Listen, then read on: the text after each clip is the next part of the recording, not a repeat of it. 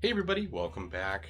Day 2 here on the Carnival Conquest. Wanted to update you all with some thoughts so far on how the cruise is going. Embarkation, thought the terminal was nice and new feeling, had some nice art on the wall, had some cool video screens getting you all excited for your vacation. Definitely a good vibe there. So far, I really liked the food on Carnival. My dinner last night was fantastic.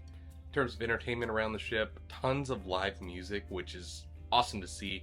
Love having that. Like, seems like every room that you're walking through, there's someone live going. They had Latin music going last night. They had a whole 3-piece orchestra playing modern hits on there in the atrium. That was really cool. Smaller than the Allure of the Seas that I just got off of. The theming is weird, for sure weird, but I kind of like it. It's definitely from a different time. French Impressionism, not really a cruiser of 2024 theme that people are going to pick for a budget cruise line, but it's been fun walking around the ship and just seeing what they actually did way back when. Inside cabin, but I'm sailing solo, so this room has plenty of room for me. Bed, very comfortable. I don't know if they put a mattress topper just already on top of it, or if this is just how it is standard, but really comfortable. More comfortable than Royal Caribbean's beds. So overall, I'm really happy with how this 2-day cruise is going. So now we're going to head over to Atlantis, ride some water slides, film a little bit, so we'll take you over there. Stepping off the ship here, I did pay $219 for this excursion today, which is pretty expensive. One of the more expensive excursions that you can do in Nassau if you're not swimming with the dolphins at Aquaventure. So overall, I was a little skeptical of whether or not I was going to really enjoy myself at that price. Main reason why I did it was I had $500 of onboard credit for a 2-night cruise, so I had to use it somehow. I was not going to drink $500 worth of drinks, so I decided let's go back to Atlantis. We met at 8:30 outside of the ship and were walked over to some buses to take us across the bridge for the quick ride over to the resort. That was really easy, and one benefit of booking the excursion through the ship is that your transportation is included. They told us that we could head back to the ship anytime between 2:30 and 3:30. Ship left at 5:30, so you could actually stay a little bit longer than what the excursion said and just find your own way back to the ship if you wanted to keep using the water parks. They dropped us off at the Coral Towers, which is pretty far from the actual Aquaventure itself. You have to walk through the shops in the casino to get there, but overall very easy logistics. You had to wait in line a little bit to get our wristband, but the slides themselves didn't open until 10 a.m. Pools and that were open at 9 a.m. right around the time that we got there, so timing of this excursion was really great. If you do have like a family of 4 with you, you could book a room here at the Atlantis for the day using points and just not stay the night. That might save you a whole bunch of money, especially if you have some remnant Marriott points. There's also a Choice Hotel on Paradise Island that you can access the water park as well, so just consider some of those little hacks here before paying the full price on the ship. I was most excited for the water park, of course, but there are a lot of activities that are included here during your stay during the day, including a bunch of aquariums that are spread out throughout the 140 some odd acres here. If you're interested in checking out what all of those look like, I do cover that in my full Atlantis Aquaventure tour, which is up on the channel right now. We're just going to feature some of the water slides in this video. If you like this type of content, if you're enjoying this video, please consider throwing me a like or subscribe to the channel. It'll really help me out. So the main entrance is underneath that bridge there for Aquaventure. For some reason, they wouldn't let us right in to that entrance. We had to double back and go through on top of the Big Dig to get over to Aquaventure. We did get a nice look at the lobby, had a nice look at some of the aquariums as well at the Big Dig, and made our way through the entrance that's kind of on the far side of the Aquaventure Park. If you are trying to maximize your day and by proxy your money that you just spent to enter Aquaventure, I would suggest heading straight for the water slides and doing the water park before it gets too busy, and then maybe saving some of these ancillary attractions like the aquariums for later in the day, maybe when it gets hot or maybe there's a later rainstorm or something. Great time for you to do those activities. There are a number of beaches that you can access with your ticket to Aquaventure. There's a more public beach that's located near the Coral Towers. It kind of faces out towards more of the open ocean. And there's actually the Cove Beach, which you can access, and that's going to be more private because you have to be on the resort to access the beach. Now, some of the lines may get long later in the day. If that happens, I do recommend heading straight for the Rapid River. So the Rapid River is going to go in a full circle. They're actually making us get out for some reason and start across a short little walkway to restart on the river, but This will take you down a number of different rapids and then actually take you on a conveyor belt back up to where you started all over again. There are several opportunities for big waves to catch. This is not like some typical lazy river, and it's about 1.5 miles long. I mean, this thing is absolutely huge, so definitely save some time just to enjoy yourself on the rapid river. If you have little ones with you, you can head over to this awesome water play area that's themed to Poseidon. It's got all the classics like those big buckets that dump tons of water on the kids.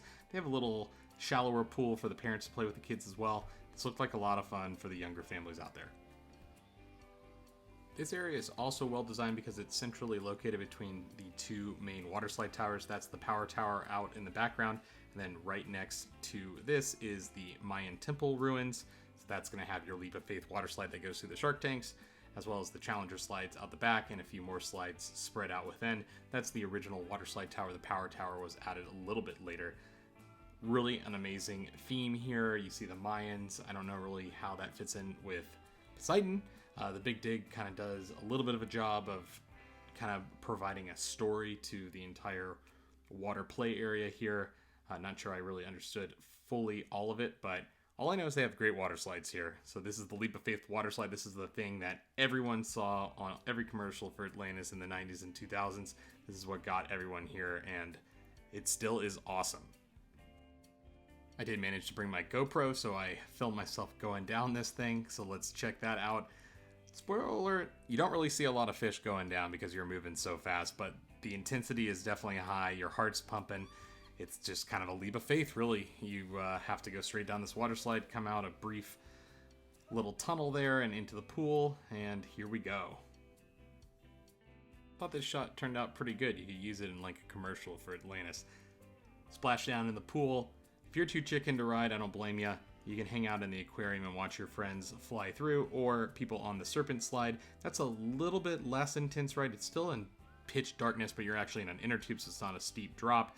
And then you end up in the shark tank itself, and you have a better chance at seeing some of the fish, though it does get a little foggy, as you'll see a little bit later in the video. So this slide does get a little bit of a line too. It's kind of a slow loader for sure. People get stuck in the acrylic part of the slide. It doesn't really have a great flow of water through it, but I do think this is a unique enough slide that it's definitely worth doing.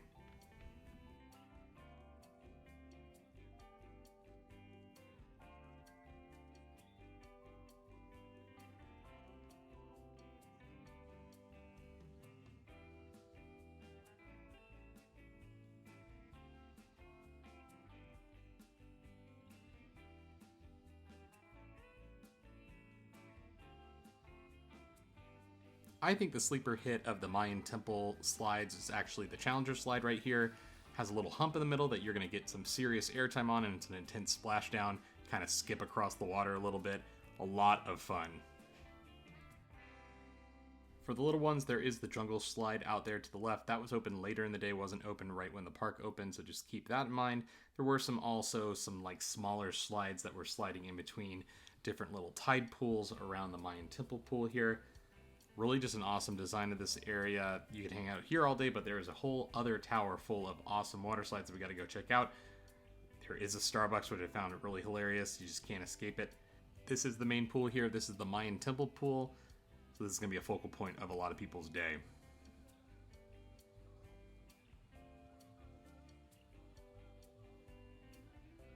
The grotto pool is located nearby as well. There's no shortage of water here at Aquaventure. Even if it does get a little busy during the day, there are plenty of places to take a dip for sure. Now we're going to make our way over to the power tower, which has my favorite slides in the whole park.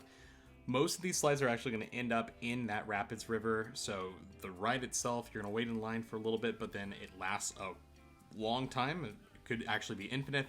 They're letting you go all the way around the rapid river and over again. The Abyss slide, though, is my favorite. That's the body slide there. We're going to check that out in just a sec. Grab an inner tube, climb the tower. There are 2 slides in the middle of the tower and then 2 slides on the top. All the inner tube slides are water coasters. Those end up in the Rapids River. The Abyss slide has its own splashdown pool, which we'll show you in a bit. There's the Cove. That's going to be the nicest beach that you'll have access to with your day ticket. But let's head down the Surge, which is the most intense of all of the options on this tower with a tube. It's kind of like 4 water slides in one, all of these, because you have the water coaster, you have a dark tunnel, it spits you out in sort of a rapid river, and then you're actually in the real rapid river that the Aquaventure has. So there's just 1,000 things going on at once here on these slides. It's a lot of fun. In the middle of the tower is a slide called the Drop. So this is going to start out in darkness and then spit you out in a similar way. It's going to have a little rapid river that spits out into the larger rapid river. Ton of fun.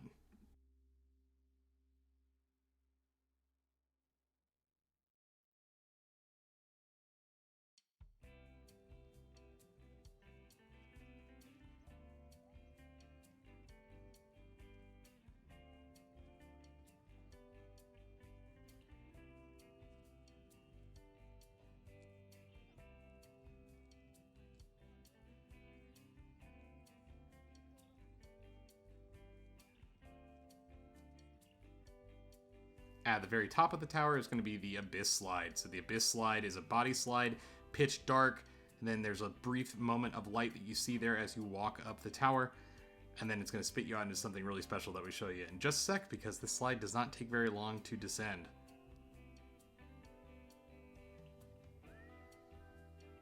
Splash down and you come back up and you are in the middle of an awesome aquarium.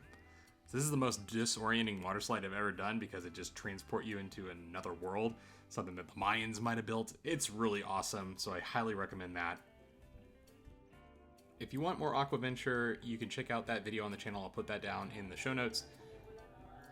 But we were going to head back to the ship, get ready for dinner. I had Steakhouse booked, which is going to be the specialty restaurant on board. It was awesome being on this Carnival ship. I feel like they packed a lot of things on board for such a small layout. If you've seen my other vlogs from this adventure, you know that I came yesterday from the Allure of the Seas. Well, there's the Allure of the Seas leaving Nassau. I wish I could have just stayed on board and hopped on the Carnival Conquest, made my flight a little bit easier, but it's just really crazy what cruising can make you do. But now let's head over to the Steakhouse for dinner. So at the Steakhouse, for your $49 plus tip fee, you're going to get an amuse-bouche from the chef. You're going to choose a starter there, and then a main course as well as a dessert. I thought it was pretty good value here. I chose the oysters to start, and I was actually really shocked at how things were presented, so we'll show you that in just a sec. Bread course and butter definitely elevated beyond what the main dining room had. Little amuse-bouche is a cute little slider. Went with a nice bottle of wine with my dinner since I was having steak tonight. Nice Chianti Classico from Italy. And the oysters were served. It's all smoked, which was pretty cool. I didn't really read the menu closely enough, I guess, and it was a very cool presentation of everything. So those went down very quickly and easily. Those were really cool and a nice surprise. Also ordered a side salad. They included this complimentary, which is nice. You can always ask politely, and they'll usually accommodate you for those non-entree items. Usually they're going to charge you for an extra entree. Allure of the Seas sailing next to me, though. I ordered the New York strip steak as well as a side of broccoli, but this meal was sumptuous and it put me right to sleep. I walked around deck a little bit and then went straight to bed, but that melted chocolate dessert was quite a stunner for sure. Overall, that was the day.